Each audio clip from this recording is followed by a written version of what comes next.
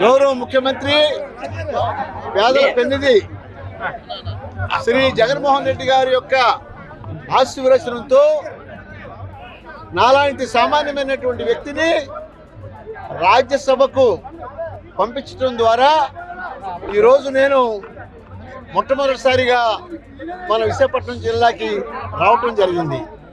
ముఖ్యంగా విచ్చేసినటువంటి మన వైఎస్ఆర్ పార్టీ నాయకులు, శ్రేణులు, అలాగే మా పాకిరాపేట నుంచి వచ్చినటువంటి అనేక మంది పెద్దలు, నాయకులు, సిటీ నుంచి, విశాఖపట్నం సిటీ నుంచి వచ్చినటువంటి అనేక మంది గౌరవ మరి ఎమ్మెల్యే ఇన్ఛార్జీలు, అలాగే ఇంకా అనేక మంది పెద్దలు, కార్పొరేటర్లు, డిప్యూటీ మేయర్లు, అనేక మంది మరి నాయకులు ఈ సందర్భంగా వచ్చిన సందర్భంగా వారందరికీ కూడా నేను ప్రత్యేకమైనటువంటి ధన్యవాదాలు తెలియజేసుకుంటున్నాను. ముఖ్యంగా ఈరోజు 2-3 విషయాలు అందరికీ చెప్పవలసింది. నాలాంటి సామాన్యమైనటువంటి వ్యక్తిని మరి ఈ రోజున మాట తప్పను, మడం తిప్పను అనేటువంటి నినాదంతో శ్రీ జగన్మోహన్ రెడ్డి గారు నాకు ఈ రోజున మరి పార్టీలో మొట్టమొదటి నుంచి ఉన్నా నాకు ఈ రోజున నమ్ముకున్న వాళ్ళకి న్యాయం చేస్తారు అనటంలో ఏ మాత్రం కూడా సందేహం లేదని ప్రతి ఒక్కరు కూడా అర్థం చేసుకోవాలి. అలాగే ఈ రోజున నాకు ఈ యొక్క రాజ్యసభ పదవి ఇవ్వటం ద్వారా ఇది నాకే కాదు, ఈ యొక్క దళిత జాతికి, అలాగే అణగారిన వర్గాలకి, ప్రతి ఒక్కరికి కూడా ఒక సందేశం ఇస్తున్నారు. నేను ఈ అణగారి వర్గాల కోసం, ఈ యొక్క బీసీలు, ఎస్సీలు, ఎస్టీలు, మైనార్టీల కోసం ఎంతవరకైనా ముందుకెళ్ళి వారిని రాజకీయంగా, ఆర్థికంగా, సామాజికంగా మరి ఎంతో నిజమైనటువంటి సమసమాజం దిశగా వాళ్ళకి సహాయం చేయాలనేటువంటి నిజమైన కృతనిశ్చయంతో ఉన్నటువంటి మన గౌరవ ముఖ్యమంత్రిని మనం ఎప్పుడు కూడా మర్చిపోకూడదు. ఈరోజు ఇదే కాదు, ఈరోజు నాకు ఇచ్చిన పదవి మన ఉత్తరాంధ్ర జిల్లాల 3-4 జిల్లాలందరూ కూడా ఒక కానుక. ఈ కానుక ద్వారా నా మీద ఎంతో బాధ్యత కూడా ఉంది. నిజంగా మా పాయకరావుపేట నియోజకవర్గం అనాదిగా రాజకీయంగా, సామాజికంగా, అలాగే ఆర్థికంగా వెనుకబడినటువంటి ప్రాంతం. నాకు ఇచ్చినటువంటి ఈ పదవి ద్వారా పాయకరావుపేట నియోజకవర్గాన్నే కాదు, మిగతా ప్రాంతాలను కూడా నేను సముద్ర స్థానంతో చూసి మన వైఎస్ఆర్ పార్టీని ముందుకు తీసుకెళ్లే విధంగా నేను చేయాలనేటువంటి.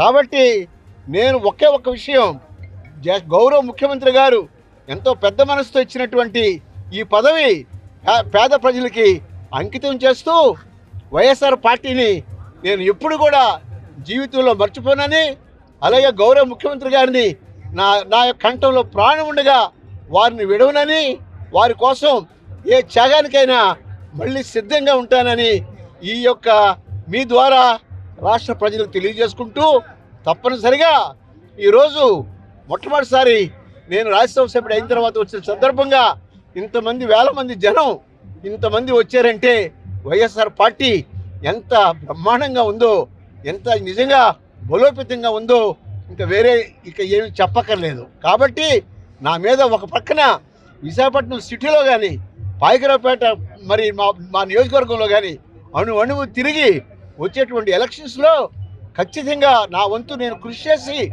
మరి వైఎస్ఆర్ పార్టీని విజయ పందాలో నడిపించడమే నా జీవిత జయంగా నేను పెట్టుకుని పనిచేస్తానని చెప్పి మీ ద్వారా మా జిల్లా ప్రజలకు, మా పాయకరావుపేట ప్రజలకు, రాష్ట్ర ప్రజలకు అందరికీ కూడా నేను మనవి చేస్తూ, ప్రత్యేకంగా మా జిల్లా తరఫున, మా పాయకరావుపేట నియోజకవర్గం తరఫున గౌరవ ముఖ్యమంత్రి గారికి మరొకసారి పాదాభివందనాలు చేస్తూ, ఇలాంటి మంచి పనులు చేయాలన్నా, నమ్మిన వాళ్ళని నిజంగా వారికి సముచిత స్థానం ఇవ్వాలన్నా ఒక్క జగన్ వారి వల్లే సాధ్యమవుతుందని చెప్పి మీ ద్వారా రాష్ట్ర ప్రజలకు, అలాగే మా యొక్క దళిత సమాజానికి మరొకసారి నేను వినోదం చేస్తూ, ఈ యొక్క పదవి నేను రాజ్యసభలో కూడా ఈ యొక్క పేద వర్గాల కోసం మా విశాఖ జిల్లాలో ఉన్నటువంటి విశాఖ జిల్లా పరిస్థితులను బట్టి, అలాగే మా పాయకరావుపేట నియోజకవర్గం గురించి మరి రేపు వచ్చేటువంటి రోజుల్లో మా రాజ్యసభలో నేను నినదించి తప్పనిసరిగా ఇంకా ఎక్కువ ఫండ్స్ వచ్చేలాగా నా వంతు నేను